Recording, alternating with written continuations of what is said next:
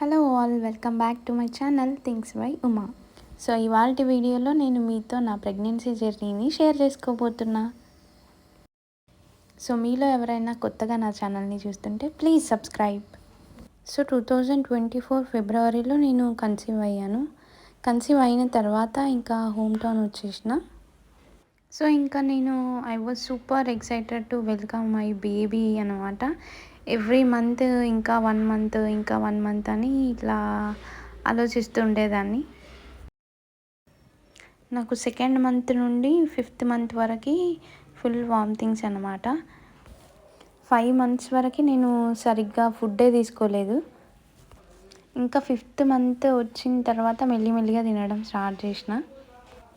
కానీ నేను నా ప్రెగ్నెన్సీలో చేసిన మిస్టేక్ ఏమంటే ఎక్కువ క్వాంటిటీలో ఫుడ్ తీసుకోకపోవడమే నేను చేసిన మిస్టేక్. దానివల్ల నా బేబీ 2.6 kgs పుట్టింది. సో అప్పుడప్పుడు అనిపిస్తుంది, అరే ఇంకా మంచిగా తిని ఉంటే బాగుండేది, ఇంకా మంచి వెయిట్తో నా బేబీ పుట్టేదేమో, నా వల్లనే నా బేబీ తక్కువ వెయిట్తో పుట్టింది అని ఒక రిగ్రెట్ ఫీలింగ్ అయితే ఉంటుంది నాకు.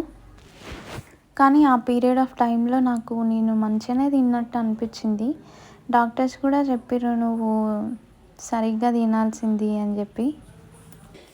ఫుడ్ ఎంత మంచిగా తీసుకుంటే అంత మంచిగా పిల్లలు వెయిట్తో పుడతారని నాకు నా డెలివరీ తర్వాత తెలిసింది. సో మీలో ఎవరు కూడా నేను చేసిన మిస్టేక్ చేయొద్దు. ఫుడ్ అండ్ వాటర్ ఎక్కువ క్వాంటిటీలో తీసుకోండి, అప్పుడే హెల్తీ బేబీ వస్తారు. సో 5th మంత్ నుంచి నేను డ్రై ఫ్రూట్స్ ఈ కోకోనట్ వాటర్ ఎక్కువ తీసుకున్నా. ఇంకా కాంప్లికేషన్స్ విషయానికి వస్తే నాకు 9th మంత్ వరకు ఏం కాంప్లికేషన్స్ లేకుండే. కానీ ఈ 9th మంత్ స్టార్ట్ అయిన తర్వాత నేను మెటర్నరీ ఫోటోషూట్కి వెళ్ళి వచ్చిన. సో ఆ తర్వాత నెక్స్ట్ డే ఇంకా నాకు ఫీవర్ స్టార్ట్ అయిపోయింది. అప్పుడు వైరల్ ఫీవర్స్ వచ్చినాయి. సో ఆ వైరల్ ఫీవర్కి ఇంకా నేను హాస్పిటల్లో జాయిన్ అయ్యి సెలైన్స్ పెట్టించుకోవాల్సి వచ్చింది. ఇంకా హెవీ ఫీవర్ ఉండే. సో బేబీ మూమెంట్స్ కూడా నాకు అర్థం కాలేదు. అప్పుడు కొంచెం టెన్షన్ అయిపోయింది. సో తర్వాత మళ్ళీ నేను ఏదైతే రెగ్యులర్గా వెళ్ళి చూపించుకునే హాస్పిటల్ ఉందో ఆ హాస్పిటల్కి వెళ్ళి బేబీ హార్ట్ బీట్ విన్న తర్వాత నేను ఓకే అయినా. ఇంకా అప్పటి వరకు కొంచెం టెన్షన్ ఉండే. ఈ ఫీవర్ కూడా 9th మంత్లోనే రావడం వల్ల డెలివరీకి ఏమైనా ప్రాబ్లం అవుతుందేమో అని చెప్పేసి ఇంట్లో వాళ్ళు కూడా చాలా టెన్షన్ పడ్డారు.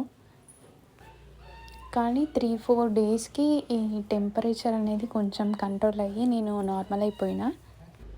ఇంకా ఈ ఫీవర్ తగ్గిపోయిన తర్వాత కొన్ని డేస్కి నార్మల్ చెకప్కి వెళ్ళినప్పుడు ఇంకా డాక్టర్ చెప్పింది, అప్పుడు ఉమ్మనీరు కొంచెం తక్కువ ఉంది, మేబీ సిజేరియన్ అయ్యే ఛాన్సెస్ ఉన్నాయి అని చెప్పింది. నేను నార్మల్కి ట్రై చేయాలి అనుకున్నా, కానీ నార్మల్ అయ్యే ఛాన్స్ లేకుండే. ఇంకా సిజేరియన్ అంటే కొంచెం ఒక 2 days అట్లా ఆలోచించుకున్నాము. ఆ తర్వాత మళ్ళీ డాక్టర్ని కన్సల్ట్ అయ్యాము. ఇంకా ఆ మేడం సిజేరియన్ చేస్తాను అని చెప్పింది. అప్పుడు దసరా ఫెస్టివల్ ఉండే. ఆ ఫెస్టివల్ తర్వాత ఇంకా 2 daysకి జాయిన్ అయిపోయినాం హాస్పిటల్లో. ఇంకా నెక్స్ట్ డే ఆపరేషన్ అనగా నాకు అసలు నిద్ర పట్టలేదు. నైట్ ఫుల్ భయం వేసింది. సో October 14th మార్నింగ్ 7:30 కల్లా మేము హాస్పిటల్ వెళ్ళిపోయాము. 10 AM to 10:30 AM మంచి ముహూర్తం ఉండే. సో ఆ ముహూర్తంలోనే ఇంకా ఆపరేషన్ చేయించుకోవాలి అని చెప్పేసి డిసైడ్ అయినాం.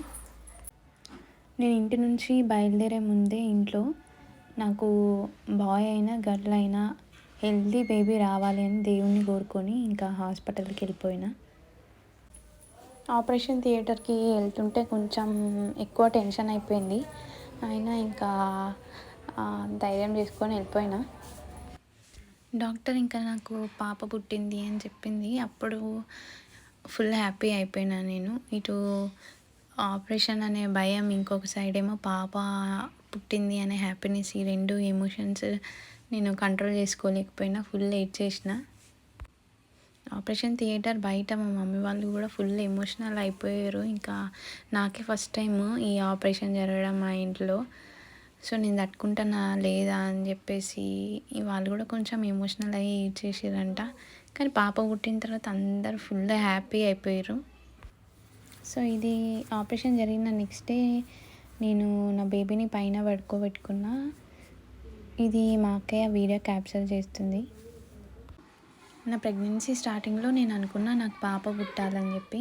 ఇంకా ఫైనల్గా పాపనే వచ్చేసరికి నేనైతే ఫుల్ హ్యాపీ అయిపోయినా. So this is all about my pregnancy journey. Video నచ్చితే please like, share, subscribe and comment.